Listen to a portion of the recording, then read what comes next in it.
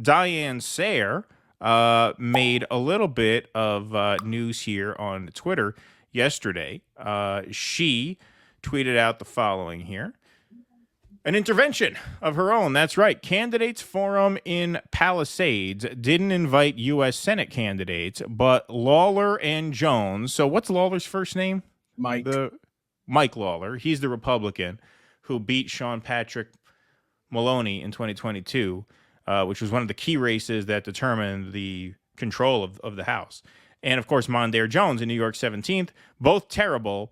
I'm writing in Big Anthony. So here's Diane Sare doing an intervention at a candidates event in Rockland County. What is that? Rockland County, Palisades? Rockland County, yeah, absolutely. Where she is a resident herself. Excuse me, when I met you, I promised to do everything possible to make sure that you would not be reelected. We are on the brink of nuclear war with Russia. We are witnessing a genocide in Gaza. We have the two worst possible congressional candidates anywhere in the country. These two candidates have no daylight between them.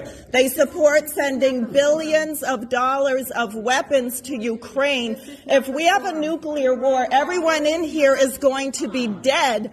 And no one is even discussing this. It is the forum. There is no forum. There is massive censorship in this country. And I live in Rockland County, and I don't know what to do. I have never seen such a disgusting choice of non-candidates for the ballot, who are totally run by the military-industrial complex, the censorship state. Does anyone here care what's going on in Gaza right now? Do you care if Israel launches against Iran? No. And how about the state of New York? They didn't like that. Because, so folks, you got to understand where this is. This is Rockland County, which is right across the river from Westchester County. So demographics-wise, it's very, very similar. A lot of very, very wealthy PMC conservatives and liberals, to the point where they cucked Mondaire Jones pretty good. Mondaire Jones, considered a squad-adjacent progressive during his time in Congress. He's as pro-Israel as it gets right now. Did you ever intervene on Mondaire Jones, or were you planning to? Was that the event you couldn't get into? There was some event with Mondaire Jones somewhere. No, I'm sorry. I had that wrong. No, it was Mike Lawler. It was Lawler. That it wasn't that we couldn't get into. It was that I was there, with your dad actually, and somebody else, and we were just spotted. We were spotted. They knew who we were, and so we kind of had to do something as we were getting out the door. Yeah. Yeah, but they were, just an extremely pro-Israel district. This is right across the river from Jamal Bowman's district. That's why I knew as soon as AIPAC said they were going to spend money to unseat Bowman, I knew they were almost certain to succeed, because it's just brutal terrain for someone who has a bad word to say about Israel. Obviously, Bowman has been extraordinarily weak on that issue, but Mondaire Jones is just adopting the party line because he knows he has absolutely zero chance if he doesn't. No, he's a totally disgusting. He endorsed Bowman actually the first two times Bowman was elected, and then he unendorsed Bowman and supported Latimer. That's right. He supported Latimer. Right. He was a total asshole. This guy's clearly a grifter, Mondaire Jones. So, actually, as I'm coming close to the election, these people could be my colleagues. So, right. I want people to know this is the same energy I will be bringing into the Congress. Into Congress, yes. Imagine November 6th, I just give a speech just there was a time for radicalism, but now it's time for diplomacy. We got to make... Oh, boy. That would be very embarrassing for us, Jose. Don't do that to me. Don't do that to me. Think about me. Think about me before you do that. Yes. Okay, cool. We'll let this keep playing. New York was once the number one manufacturing state. I would like to continue with Why should you continue? You're just here lying. No, there is no time. There is absolutely no time. No, there is no time, and I think we should demand that our elected officials actually talk about reality.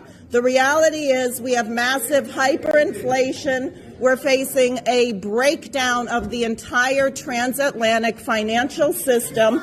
And the state of New York, the drug overdose rate has been going at the same, and now you're going to, yes, I'm Diane Sare, and I am running for U.S. Senate, and I got 70,000 signatures to get on the ballot, and I can tell you. That's my favorite moment of the thing, because like it just goes to show you how much guts Diane has, you know, to be like laughed at in a room and to just keep going. You know, it's not an easy thing to just like take that. I've been in a situation like that. It's not an easy thing. And the fact that she just keeps going, she doesn't even break, like, you know, anybody who does an intervention, in my opinion, even if it's not the most articulate, even if it's somebody who like loses control. I've been seeing a lot more of them recently. Like this one woman who was yelling at Hillary Clinton, and she's just like at the top of her lungs calling her a genocidalist. You know, she's like, F you. That's all she can say. There is still a level of courage that it has to that it takes to just actually do it. So, you know, the fact that like they're trying to humiliate her, but actually all of them are just embarrassing themselves, especially when Diane runs for president soon. And then like, you know, she wins. That'll be that clip. So I'll have some explaining to do then. Yeah, no, I want to play this part one more time here. Yes, I'm Diane Sare, and I am running for U.S. Senate, and I got 70,000 signatures to get on the ballot. And I can tell you that the majority of the American people are tired of war. Okay, so the laughter there, I mean, yeah, everything you said about that, Jose, is true. But, you know, she said there, I got 70,000 signatures to get on the ballot. So, like, aside from being just totally obnoxious, it's a stupid thing to laugh at, because don't forget, folks, this is New York State.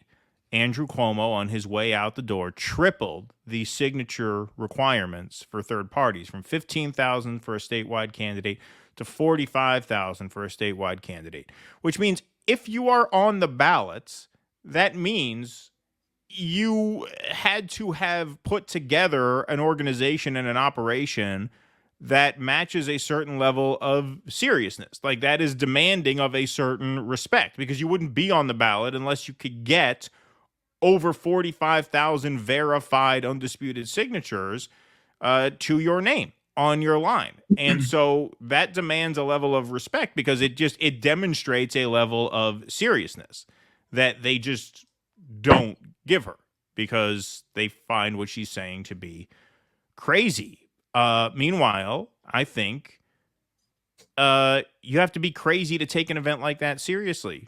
Jeremy Scahill was just on MSNBC. One of the really cathartic things about what he said was he just sort of broke through and addressed the elephant in the room. Hey, as you guys are having all these wonky conversations, there's a genocide going on.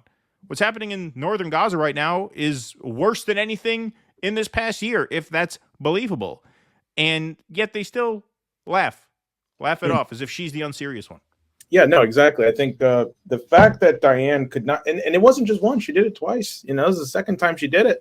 She did it against Chuck Schumer 2 years ago, and we got 68,000 signatures, I believe, then. So we got 2,000 more signatures this time than we did then. And, you know, and actually it's more, I mean, this is a little insider info for you. Like we got more than 70,000, but the thing is, we were just so meticulous. Any signature that we didn't trust, you know, and we found infiltrators in our campaign too. For example, somebody who we later found out was like a Democrat insider delegate. This guy went to my people who were in like different spots in the Bronx, and he signed each one. And one of the things is that if you can be found for corruption or fraudulent, like let's say like I submitted all the signatures we did for my campaign, and oh, wait a minute, why are there 5 signatures from the same guy? Hey, that's enough evidence to prove the whole thing could be fraudulent, and you could just get tossed. So we tossed a lot of signatures that we just didn't trust, and that was true for Diane, who threw out way more. signatures than we did. So, that 70,000 was what we whittled it down to, that we could trust and that we knew. So it was quite an achievement that Diane did. And I don't know how we actually did it, because when you're in the moment, I think even you said you didn't think we could do it, right? No, I didn't think you could do it in the amount of time that you said I knew you would do it. I knew you'd get there. You said we're going to get, what was it? What did you need? You needed 10,000. How many did you need? You need 3,000, right? Well, we needed 3,500 in the same 6-week window that Diane needed her 70,000. Exactly. So I was saying I had full confidence you'd get there. I just thought you were being a little ambitious, saying we're going to get there in 10 days. But it wasn't that far off. If you had, you missed a couple days, but you got it in what? You got it in 2 weeks. We got it in 2 weeks. I think by the end of 10 days, we were at about oh God. No, I can't say this yet. I got to wait till after the election. That's what it. Okay, so this is it's okay. So it's jogging my memory now. You had what you needed to get on the ballot in the 10 days, but you were aiming for triple. You wanted 10,000 signatures, not the 3,500. That's what it was. After 10 days, we had 8,400. Yeah, so you had more than the goal. You just set the goal. You had more than what you needed after 10. You said we want to get to 10,000 in 10 days, and you almost hit that. So it's very, very, it's a very impressive operation and organization that you guys have. And the fact that Diane was able to get 70,000, and she's now the only statewide candidate, that's an independent. New York State, I think this is the first time that New York State does not have a third party presidential candidate. Right. Which is insane. Yeah. I mean, I'm going to write in Jill Stein, but nobody is there. That's the other thing. Everybody else failed this time. Now, the Libertarians were doomed to fail because they didn't have their convention until 3 days before the filing deadline for signatures in New York. So they basically forfeited New York access this time. But Cornell didn't even come close. I think he submitted maybe 3,000 signatures out of the 45. Claudia De La Cruz failed. Jill Stein failed. You guys are the only ones. I mean, your ballot line is the only anti-genocide ballot line in New York State, which is the fourth most populous state in the country, behind California, Florida, and Texas. Yeah. Well, when you put it like that, that's crazy. But you're writing in Jill Stein, the McDonald's Trump thing didn't work on you. It didn't. If there was any chance of persuading me, it would have been the Arnold Palmer has a big dick thing. That to me was better than the McDonald's thing. That almost swung me. The McDonald's thing with my dad called me, is I want to go work at McDonald's with Donald Trump now. And then I had to listen to my dad talk about how relatable Trump is and how, he doesn't discriminate whether you're poor or rich. Donald Trump is there for you. And it's yeah, all right, Dad. Well, no, I mean, look, there is a certain truth to that, though, in terms of look, what Trump is above anything else. I mean, he was not a politician first. He really wasn't even a businessman first. He was more of a showman. But what he really is more than anything is a schmoozer. The guy can schmooze. The guy can charm people. He's good at it. When he puts on the apron, he didn't talk to the employees in a way that felt stilted. Could you imagine Kamala doing that? It would be the cringiest thing ever. Or Biden or Obama doing that. I mean, it would just feel so patronizing and so condescending. He has a certain essence about him where he can talk to ordinary people and charm them. And that is a talent of his. Now, of course, he doesn't have the policy set to back it up. We mentioned that in the segment that we did at the time. We got into a little bit of that earlier in this live stream.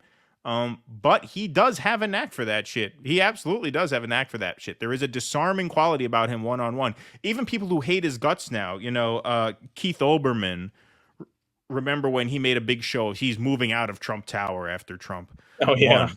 Well, he used to live in one of Trump's, I believe he lived in those Upper West Side high-rises that are overlooking the West Side Highway. And he said, even when Trump was starting to run for president, before anyone took him seriously as a guy who could actually win, Olbermann said, I've met Trump in the lobby of these buildings. He comes by, he schmoozes with the people who own condos there or whatever, and he asks me how I'm liking the building. Am I happy? And he really listens when you talk to him. He actually has good interpersonal skills. And I think that did come through in the McDonald's thing. That's why I think it was a success for him. It was a big success for him. I think that, and the fact that he put out that peace statement. You know, did you see that about Iran? How he about no regime change in Iran? No. He put out something on Truth Social where he said, you know, dumb comrade Kamala, who has a very low IQ, brought war hawk Liz Cheney, who lost 40 by over. Oh, that's right. Yeah. You know, is trying to get Arab voters, even though Liz's father wanted to go to war with every Arab Muslim country known to man. And then he ends the Truth Social tweet by saying there will be no World War III under a President Donald J. Trump presidency. And I thought that is wild that this guy is more of a pacifist than Kamala Harris, who, you know, is really and I just got word that she brought Richie Torres to Michigan with her husband to go and, you know, like calm all the people. Don't worry, Kamala is totally pro-Israel. Michigan of all places. So, you know, she's gonna win Michigan big time. Please clap.